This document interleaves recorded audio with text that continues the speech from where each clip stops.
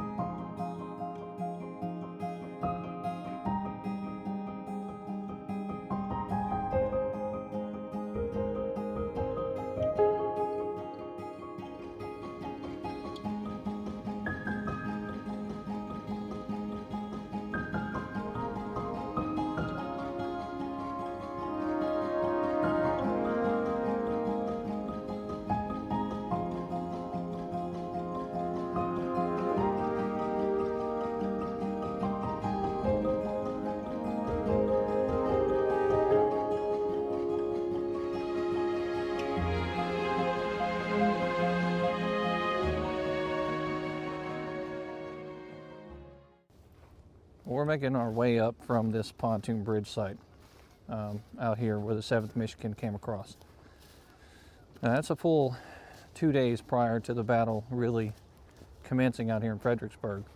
When the 7th Michigan comes across this location, makes their way up this bank where I'm walking right now, and goes towards the town and tries to assault the Confederates that are hidden within the houses just ahead of me.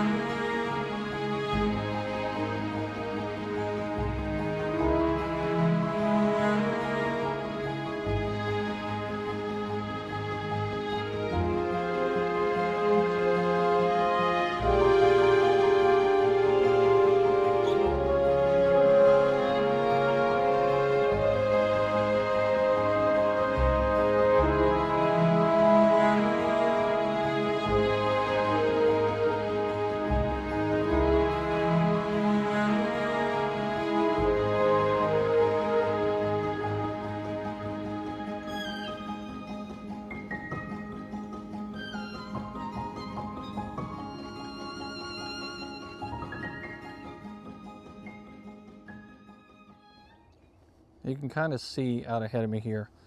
This is the location for the upper pontoon bridge site that we're talking about.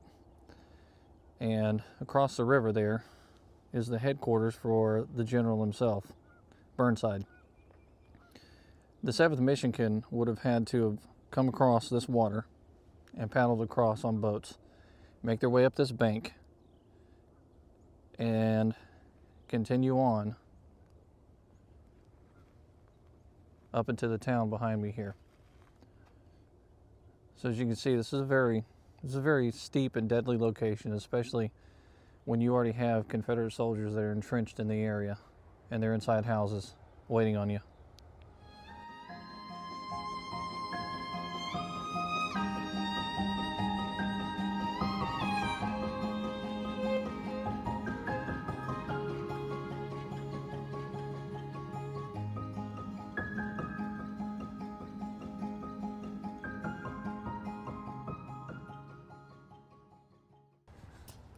The Baptist church there behind me was built in 1854 to 1855.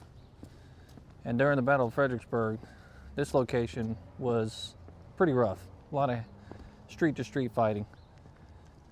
That church itself, it acted as a hospital during the Battle of Fredericksburg and a sanctuary for Union soldiers out here during that fight. It became pretty unusable after the battle was over with, but it's still one of those structures here in Fredericksburg that stands today.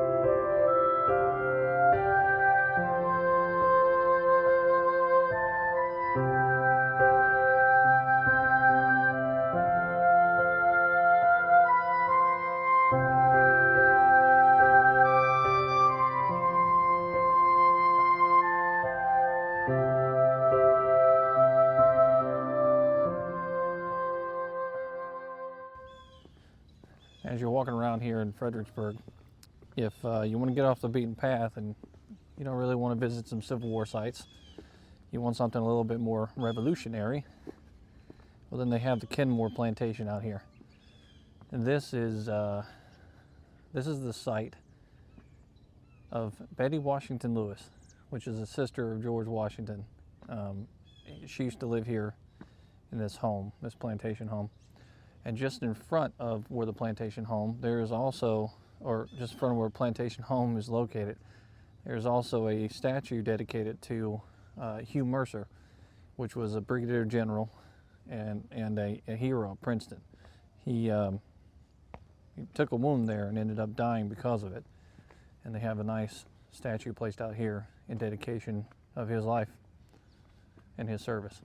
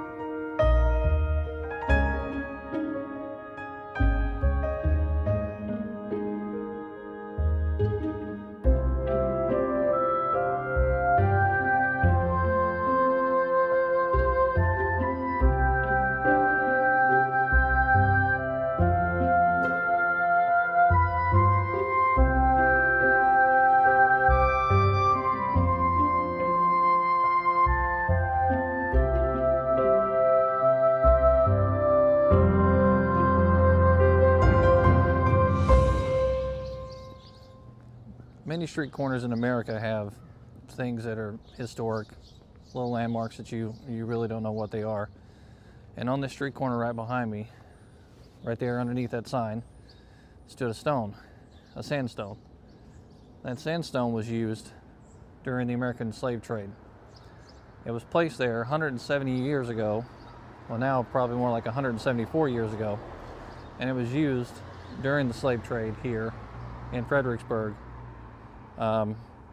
many years ago. In 2020, they decided to take it out of the location it was in because not only was it an important part of history to tell the full story, but it was in an extremely dangerous location. Cars coming around that corner could hit it and possibly tear it down. And today it resides in a museum.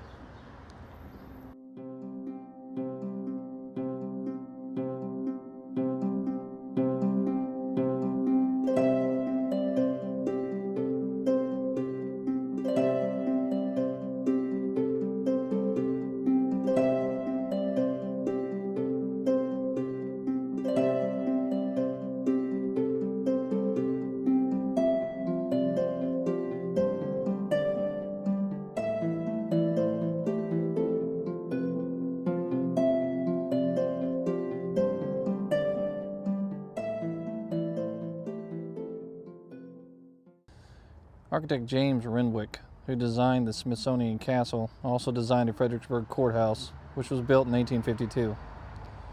It is the only Gothic Revival courthouse in Virginia.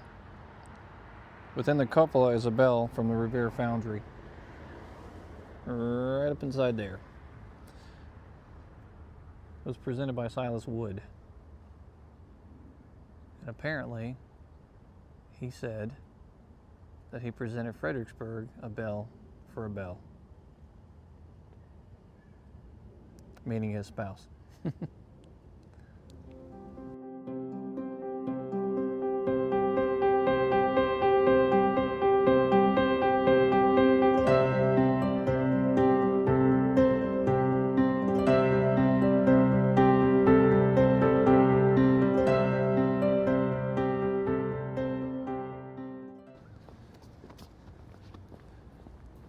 The street corner I'm walking right now is a corner in Fredericksburg where Clara Barton was actually at during and after the battle, where she was tending to some of the wounded soldiers out here. And she would have been attending to them right here inside that church. that's just over my shoulder. This is a pretty neat location. A lot of history out here.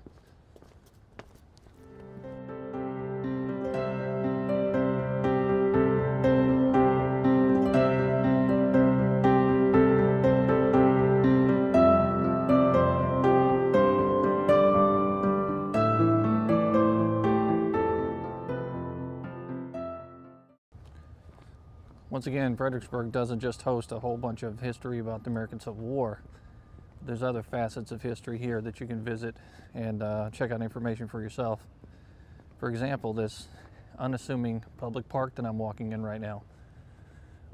This location, where people take their dogs to do their business on the grass and sit in the park and read, was once called the Corporation Burying Ground. That's right, it was a cemetery. And there was a doctor that was buried out here named Dr. Charles Mortimer. Dr. Charles Mortimer was the personal physician to Mary Washington. At one point in time, long after the Civil War was over with, it was decided that this would be made into a public park. All the headstones and the graves would be removed, and the people would be buried elsewhere. So that's what they did. There was a church locally that wanted to lay claim to this area too. They called it their property, and they put a claim out on it, and it was forgotten about until after the American Civil War was over with. And in 1953, the claim was brought back up, but they lost their claim. So today, this is still a public property for people to walk around on, and hopefully there's no graves underneath my feet.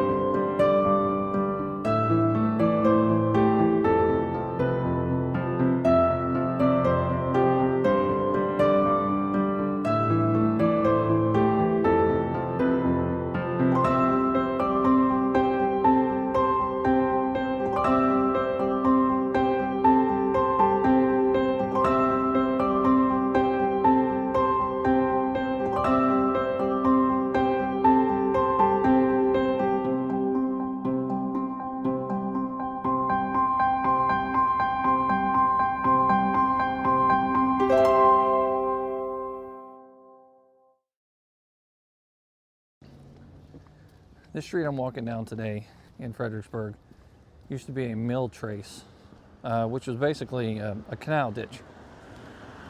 It's now a road today, but during the Battle of Fredericksburg, this was a huge obstacle for Federal soldiers as they were coming across going towards Marie's Heights. Brompton and Marie's Heights is off in that direction, and that's where the sunken road is. Up on those heights, they can see clear down through here. And as soldiers were being stalled trying to go across this thing, which was 5 foot deep and filled with water, those soldiers were having to go across small makeshift bridges. They were being funneled in, and it was a perfect target for an artilleryman. Out in these fields around me here, 1,000 men lay dead on these fields almost instantly, and 7,000 more would be wounded in and around this area. This is truly a burying ground, and this is one of those places that you really don't see covered very often, and you can find information about it here on this street corner just before you get towards Brompton here in Fredericksburg, Virginia. This is an awe-inspiring place to stand.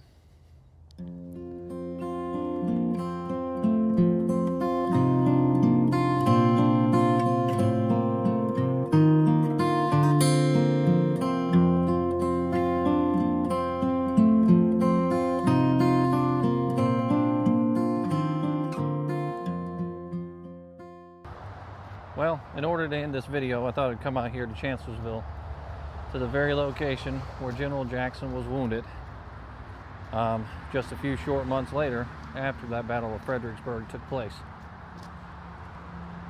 This small little place here would have really never been noted on the map of anything had it not been for that major event happening in the history of our country in the American Civil War. There's a marker out here that's dedicated to that incident that happened here during Chancellorsville. and well, really dedicated to the memory of the man that was shot here and subsequently died of his wounds just a little while later. What was probably considered the greatest tactical maneuver of Robert E. Lee's career turns out to be probably one of the biggest blunders of General Jackson's career, riding out ahead of his lines in the middle of the night, and ends up getting him shot. Of course, they blamed the North Carolinians, whether because that was the unit that shot him, but really it wasn't their fault. They had no way of knowing that he was out there. But it's small places like these that are tucked away and hidden that you can get to if you want to take yourself out to these battlefields and check them out for yourself. But places like Fredericksburg, every street corner out there has a ton of spots that you can visit, and some signs and buildings and some pretty significant history that took place out there. You just got to get out there on them streets and check it out for yourself. So I encourage you to do so and go check it out. Until next time, this is History with Waffles.